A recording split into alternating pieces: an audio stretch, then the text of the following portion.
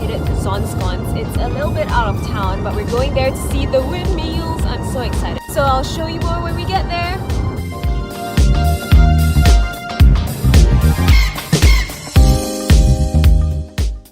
We finally arrived here and it's really windy, but as you can see, the windmills are over there.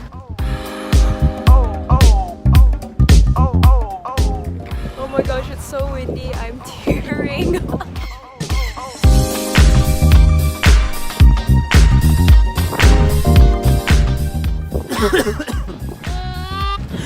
Oh, it's cold!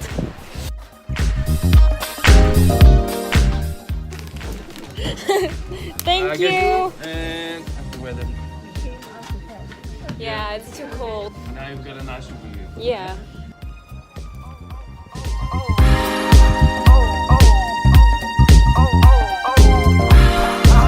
Smells like chocolate around here. Nice.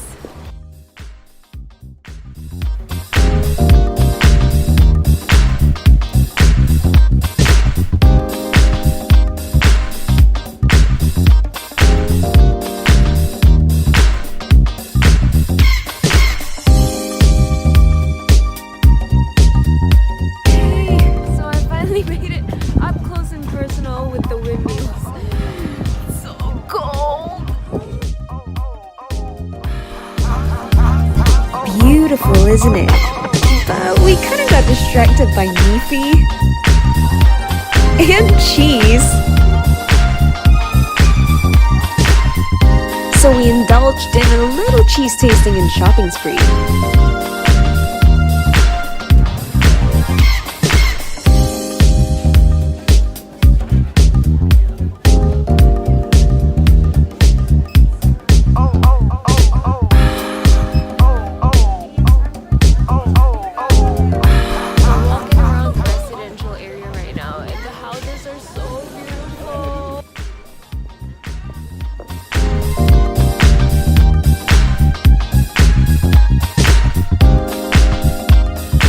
Then I got distracted again.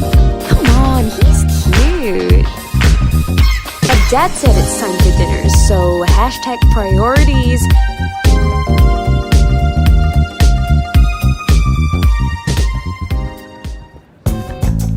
After a long day, we drove back to Amsterdam where we had a lovely dinner of steak, ribs, all washed down with a glass of wine.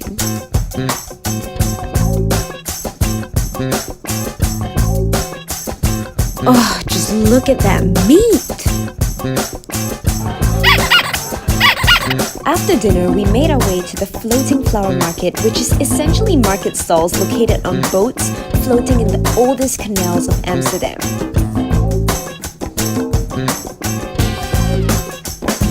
It offers a diverse range of flowers, garden plants, bulbs, seeds, plant food, and gardening equipment. You name it, they have it. It's basically a gardener's paradise.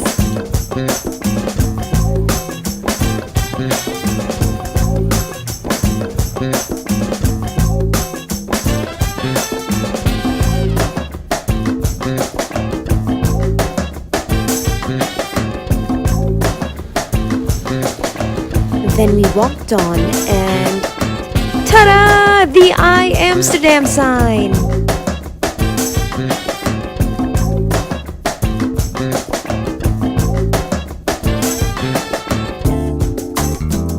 And we finally called it a day.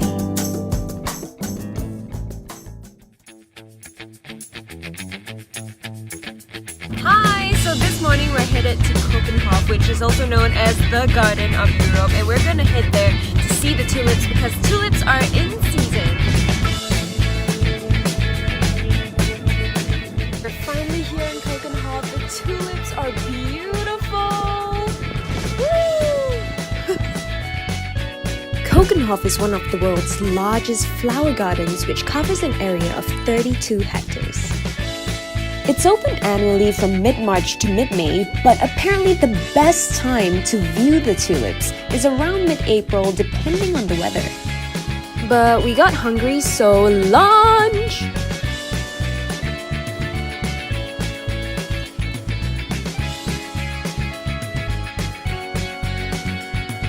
And it's back to Butex!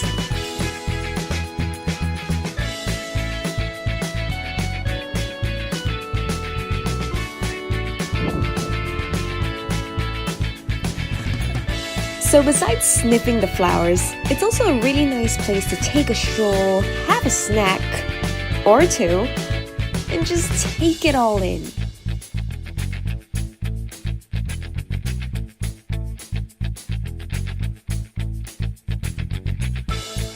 Fun fact! Every year, the flowers are planted with a theme in mind, and this year's theme happens to be romance in flowers. Though Keukenhof doesn't have long fields of tulips, there are several privately owned tulip fields outside the gardens that you can visit. But we'll save that for next time because we've got another place to unleash.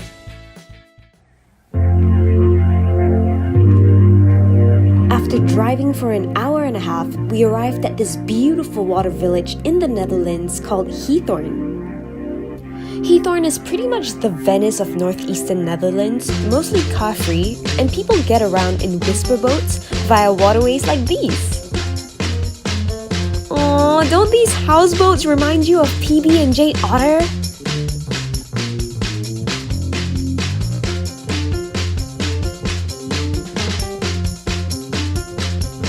It's the perfect place to wine and dine and watch the world go by. Also, have you heard of spaghetti ice?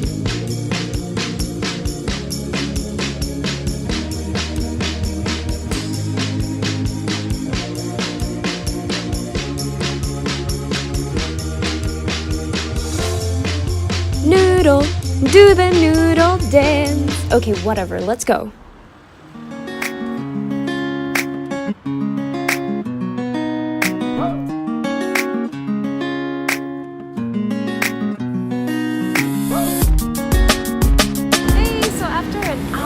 We finally arrived here in Delft, and Delft is actually a city known as the manufacturing base for Delftware. So in case you don't know what Delftware is, Delft is actually the blue and white pottery that you usually find in the Netherlands. It looks something like this, but okay, not quite like this. This is just an example. But yeah, since we're here, why not explore the city?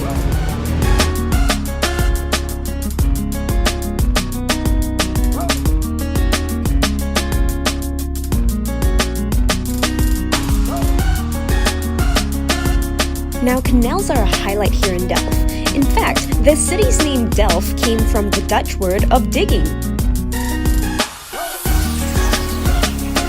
Ta-da! And this, my friends, is the market square. And as you can see right behind me is the Delft City Hall. And just opposite the Delft City Hall, you will find the new church. It's really tall. Trying to get it all in one shot. Yep. Okay, so basically this place is a great starting point for you to take a break, have a drink, or maybe even start your walking tour or do some shopping, which is exactly what I'm going to do right now, so bye! Okay, I lied. So we had Danish pancakes for lunch.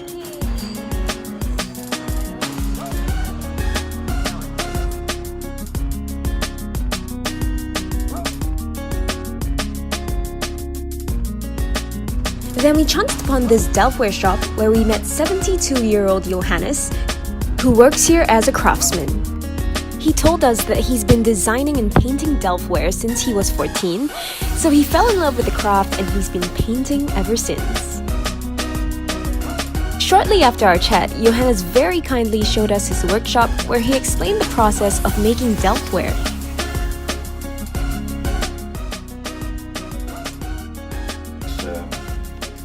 Go in a bath. Oh, so we put it in there. Yeah. And then it looks like this. Okay. And then after one day drying, you can make it close. It's kind of powder. It is a kind of powder now. Yeah. Okay.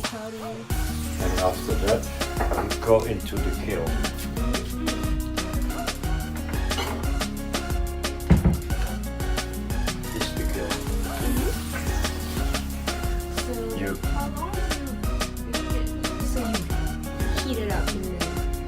8 hours and it to 1040 centigrade. Okay.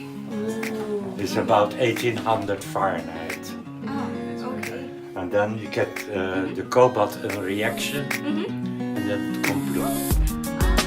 So my sis and I were looking at the same bracelet. Unfortunately, every single piece of Delftware in the shop is painstakingly designed and hand-painted by Johannes and 2 other craftswomen, so it's almost impossible to find another identical piece. Unless, of course, you replicate it. So we picked our 2 favorites and hurried along.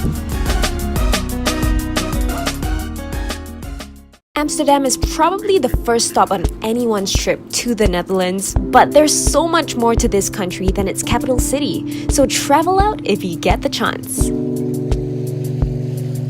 Until the next one, that was the Netherlands Unleashed.